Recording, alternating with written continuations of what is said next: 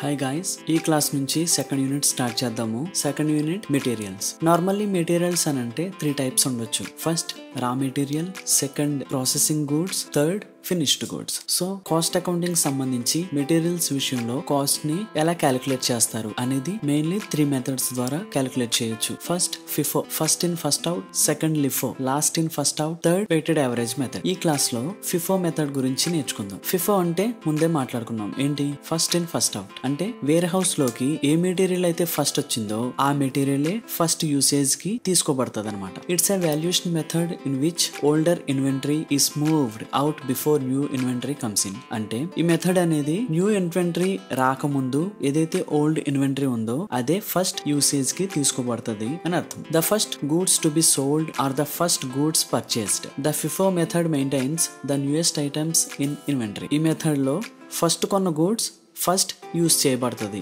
Okay, దీనికి ఉన్న advantages ఏంటి ఒక్కొక్కటిగా చూద్దాం. అంతకంటే ముందు this method resembles the queue system because the material which entered the store first goes out first. అంటే ఈ మెథడ్ అనేది క్యూ సిస్టమ్ ని ఫాలో అవుతుంది. స్టోర్ లోకి ఫస్ట్ ఏదైతే వస్తుందో అదే ఫస్ట్ బయటికి వెళ్తుంది అనమాట. అడ్వాంటేజెస్ చూద్దాం. First, material purchased first are used first. ఇది మనకు తెలుసు. It is simple and easy to use. ఈ మెథడ్ ని సింపుల్ అండ్ ఈజీగా యూజ్ చేయొచ్చు. Stock is valued at the latest purchase price and thus depicts the current market price. అంటే stock అనేది latest purchase price కి వాల్యూడ్ చేయడం వల్ల current market price కి మనం కొన్న ప్రైస్ కి సంబంధం ఉంటది. ఎటువంటి విధంగా యాంటీ ఉండదు. ఇవి మెయిన్ అడ్వాంటేజెస్. ఇంకొకటి, in case of increase in price the price variates where prices of products usually decline. This technique gives good results. ఎప్పుడైతే ప్రైసెస్ తగ్గుతాయో ఆ టైంలో మనం ముందే లో ప్రైస్ కొంటాం కదా, ఆ లో ప్రైస్ కొన్న ప్రొడక్ట్ ముందు అమ్మడం వల్ల లేదా ముందు యూజ్ చేయడం వల్ల దానికి ఎటువంటి లాస్ రాకుండా హెల్ప్ చేస్తుంది అనమాట. ఇవి ఫిఫో అడ్వాంటేజెస్. డిస్అడ్వాంటేజెస్ ఏమున్నాయి? First, calculation tends to be difficult when prices keep on changing. Calculation అనేది కొంచెం కష్టం అవుద్ది ఎప్పుడనంటే ప్రైసెస్ అలా ఇప్పుడు మారుతూ ఉండడం వల్ల. మార్కెట్ అనేది ఎప్పుడు ఒకేలా ఉండదు కదా, సో ప్రైసెస్ చేంజ్ అవుతూ ఉండడం వల్ల ఈ ఫిఫో మెథడ్ లో ప్రతి ప్రైస్ ని నోట్ చేసుకోవాలి. కాబట్టి అది కొంచెం కష్టం అవుద్ది. Difficulty in calculations results in errors. ఇప్పుడు ప్రైసెస్ పెరుగుతూ ఉంటే క్యాల్కులేషన్ కష్టం అవుద్ది. సో ఆ క్యాల్కులేషన్ కష్టమైతే ఎర్రర్స్ వస్తాయి. థర్డ్ చూద్దాం. When prices are decreased. ప్రైసెస్ తగ్గుతున్నప్పుడు మనం చేసే యాక్టివిటీ ప్రైస్ కూడా పెరుగుతుంది. మెటీరియల్ ప్రైస్ తగ్గిందని అంటే ఆటోమేటిక్ గా మనం చేయాల్సిన పని తగ్గదు కదా. అలా కాస్ట్ ఎక్కువైనప్పుడు ఏమవుతుందంటే కొటేషన్స్ కూడా లెస్ కాంపిటేటివ్, తక్కువ కాంపిటేటివ్ కి ఉంటాయి. ఎందుకు ఇలా ఉంటాయనంటే ఎప్పుడైతే ప్రైస్ పెరుగుద్దో ఆటోమేటిక్ గా జాబ్స్ ప్రైస్ పెరుగుద్ది. జాబ్స్ ప్రైస్ పెరిగితే కొటేషన్ ప్రైస్ కూడా పెరుగుద్ది. కాబట్టి అవి కాంపిటేటివ్ కి నిలబడవు. When prices vary, prices different ఉంటున్నప్పుడు materials are priced differently which leads to similar job variation and thus cannot be compared. Materials price కూడా డిఫరెంట్ గా ఉంటుంది. దానివల్ల ఏమవుద్ది, జాబ్ వేరియేషన్ కూడా వస్తుంది. అంటే ఒక మెటీరియల్ నుంచి ఒక ప్రొడక్ట్ తయారైనప్పుడు ఆ ప్రొడక్ట్ వాల్యూని బట్టి కదా ప్రైస్ అనేది పెడతాం. ఆ మెటీరియల్ వాల్యూని బట్టి ప్రైస్ పెడుతున్నప్పుడు ప్రైసెస్ చేంజ్ అవుతూ ఉంటే ఒక మెటీరియల్ ఇంకొక మెటీరియల్ వాల్యూ మారుతుంది. కాబట్టి ఆ వేరియేషన్ ని మనం కంపేర్ చేయలేం. And last one, materials are considered as new when they are put back at the store. Materials అనేవి పాత మెటీరియల్ అయినప్పటికీ కూడా మళ్ళీ స్టోర్ లో పెడితే అది కొత్త మెటీరియల్ గానే కన్సిడర్ చేస్తాం. ఇది ఫిఫో యొక్క లిమిటేషన్స్. ఈ క్లాస్ లో 2 క్వశ్చన్స్ డిస్కస్ చేద్దాము.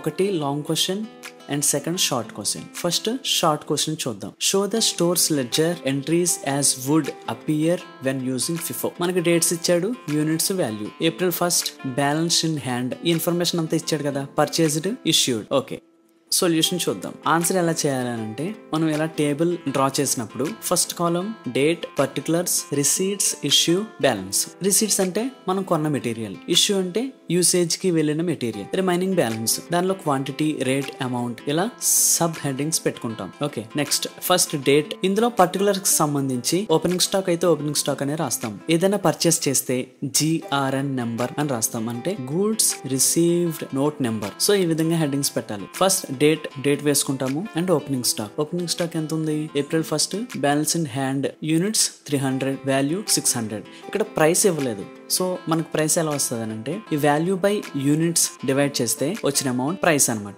So opening stock quantity 300, rate 2 rupees, amount 600. ఇక్కడ GRN number and MRN number అని కనిపిస్తుంది కదా. సో జిఆర్ఎన్ నెంబర్ అని అంటే మనం ఏదైనా ప్రొడక్ట్ పర్చేస్ చేసినప్పుడు మెటీరియల్ పర్చేస్ చేసినప్పుడు ఈ పర్టికులర్స్ లో ఇలా మెన్షన్ చేస్తాం. ఫుల్ ఫామ్ ఏంటంటే goods received note number. MRN number అని అంటే material requisition note number. Material requisition అంటే అక్విజిషన్ అంటే ఏంటి, కొనడం. రిక్విజిషన్ అంటే యూసేజ్ చేయడం అనమాట. Okay, next April 2 purchased. So MRN number GRN number 200 440 by 200 చేస్తే 2.2 రూపీస్ వచ్చింది, అమౌంట్ 440. April 4 issued 150. ఇక్కడ ప్రైస్ ఇవ్వలేదు కదా. సో ఫస్ట్ మనం ఏం తీసుకోవాలి ప్రైస్ అని అంటే MRN number issue 150, price 2 rupees. ఎలా వచ్చింది 2 రూపీస్ అని అంటే ఇక్కడ 150 అని అడిగాడు కదా. క్వశ్చన్ ఏంటి, FIFO, first in first out. So first ఏం వచ్చింది 300 ఉంది. సో ఈ 300 నుంచి 150 యూనిట్స్ తీసుకుంటాం. ఇక్కడ ప్రైస్ ఎంత 2 రూపీస్ కదా.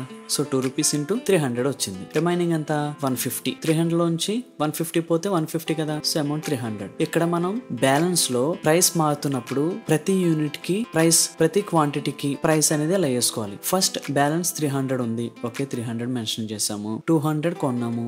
సో 200 కూడా ఇలా ప్రైస్ కూడా వేసుకొని ఆన్సర్ చేయాలి. మీకు అలా చేస్తున్నప్పుడు ఆన్సర్ ఈజీ అవుద్ది. నెక్స్ట్ ఏం ఇచ్చాడు, పర్టికులర్ ఏప్రిల్ 4 ఇష్యూడ్ 150 చేసాము. April 6 purchased 200. April 6 goods received note number 200, 440 amount కదా, 460 కదా. 460 బై 200 2.3. అమౌంట్స్ ఎలా వేసుకున్నాం. ఫస్ట్ మనకి ఏప్రిల్ 1 వచ్చింది, ఏప్రిల్ 2 వచ్చింది, and April 6. April 12 issued, April 20 issued 150 200. 12 కదా 150. ఇక్కడ 150 మిగిలింది కదా, 150 తీసుకున్నాము. రిమైనింగ్ 200 మిగిలింది. ఏప్రిల్ 20 200 ఇవ్వాలి. సో ఈ 200 మిగిలింది. ఫస్ట్ 200 2.2 440 ఇది తీసుకున్నాం. రిమైనింగ్ ఇది మిగిలింది మనకి. 200 quantity, rate 2.3, amount 460. Second April 25 purchased 200 units 480. Price ఎలా వస్తుంది 480 బై 200 చేస్తే 2.4 వచ్చింది. మళ్ళీ యాడ్ చేసాం బ్యాలెన్స్ లోకి old balance and new balance. And last April 30 issued 250. MRN number 250 కదా, మనకి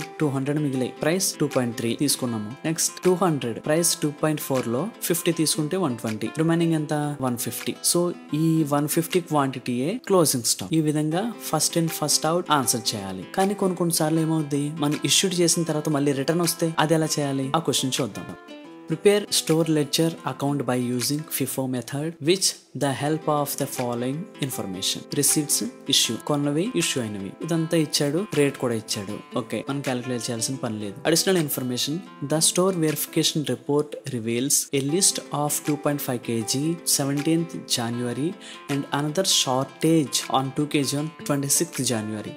ఓకే, 17th న 2.5 kg, 26th న 2 kg షార్టేజ్ వచ్చింది అనమాట. సో ఆ షార్టేజ్ ఈ 2 డేట్స్ లో యాడ్ చేస్తాం. Of the month on January 14 10 kg of material at the rate of 9.5 rupees per kg refund from the work order నుంచి 10 kg మెటీరియల్ రిఫండ్ వచ్చింది. So అది ఎలా చేయాలి ఆన్సర్ చేద్దాం. First receipt January 1 250 10 rupees, 250 into 10 2500 balance కి add చేసాము. Next January 2 issue 50. So MRN number material requisition note number issue 50, 250 నుంచి 50 తీసుకున్నాము, 500 రిమైనింగ్ 200 మిగిలింది. నెక్స్ట్ మళ్ళీ ఇష్యూ ఉంది. ఇప్పుడు January 3 25 kgs remaining 175. Next January 7 100 kg. ఈ 200 లో 50 పోయింది, 25 పోయింది, 170 మిగిలింది. 175 లో 100 ఇష్యూ చేస్తే రిమైనింగ్ 75 క్వాంటిటీ ఉంది, బ్యాలెన్స్ 7. ఓకే, నెక్స్ట్ ఏంటి 13 100 kg కొన్నారు. ఎంత రేట్ కి 9.5 పైసాకి,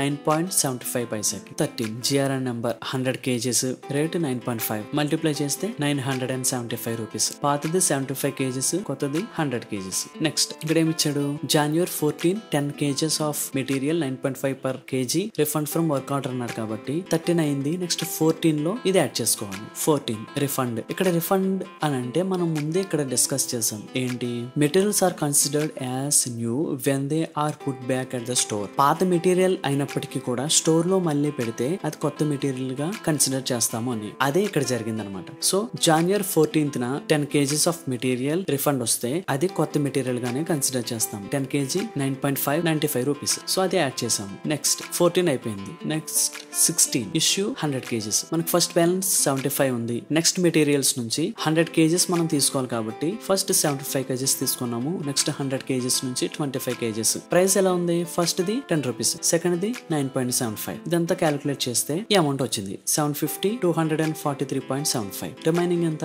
ఇక్కడ 100 లో 25 పోయింది, 75 ఉంది. 75 into 9.75 చేస్తే ఈ అమౌంట్ వచ్చింది. రిమైనింగ్ 10. నెక్స్ట్ ఇక్కడ అడిషనల్ ఇన్ఫర్మేషన్ ఇచ్చినట్టుగా list of 2.5 kg on 17th January shortage వచ్చింది. 17th 2.5. కాబట్టి షార్టేజ్ అంటే ఏంటి? ఓన్లీ మెటీరియల్ నుంచి కొంచెం తగ్గింది అంటే వేస్ట్ అయి ఉండొచ్చు. సో కాబట్టి ఈ షార్టేజ్ ని ఈ 75 kgs నుంచి డిడక్ట్ చేస్తాము. డిడక్ట్ చేస్తే ఎంత వస్తుంది? 75 kgs నుంచి 2.5 kg డిడక్ట్ చేస్తే 72.5 kg మిగిలింది. పర్ కేజీ 9.75 మల్టిప్లై చేస్తే 706 వచ్చింది. రిమైనింగ్ 10 అలాగే ఉంది. 79 21 receipt 75 10.25 price. GRN number 75 9.25 multiply చేస్తే ఈ అమౌంట్ వచ్చింది. ఓకే, బ్యాలెన్స్ ఎంత?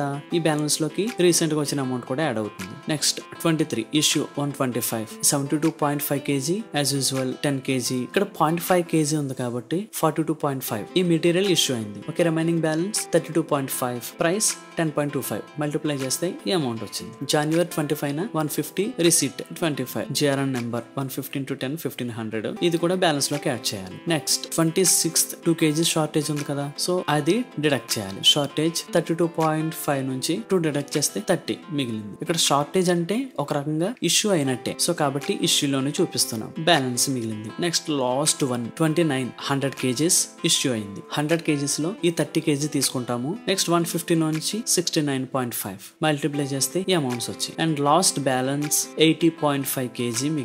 ఇది క్లోజింగ్ స్టాక్. ఈ విధంగా first in first out calculate చేస్తాం. ఈ క్వశ్చన్ లో అంతగా కష్టపడేది ఏమీ ఉండదు. ఆల్మోస్ట్ ఆన్సర్ అంతా క్వశ్చన్ లోనే ఉంటది. ఆ క్వశ్చన్ జాగ్రత్తగా చదివి ఆన్సర్ చేస్తే ఈజీగా చేయొచ్చు. ఇంకా ఈ క్వశ్చన్ లో ఏమైనా డౌట్స్ ఉన్నట్లయితే కామెంట్ చేయండి. అండ్ నెక్స్ట్ క్లాస్ లో లిఫో క్యాలిక్యులేట్ చేద్దాం. ఆర్ ఇంకా ఏమైనా ఈ ఫిఫో మీద క్వశ్చన్స్ కావాలంటే అది కూడా మెన్షన్ చేయండి. Thank you.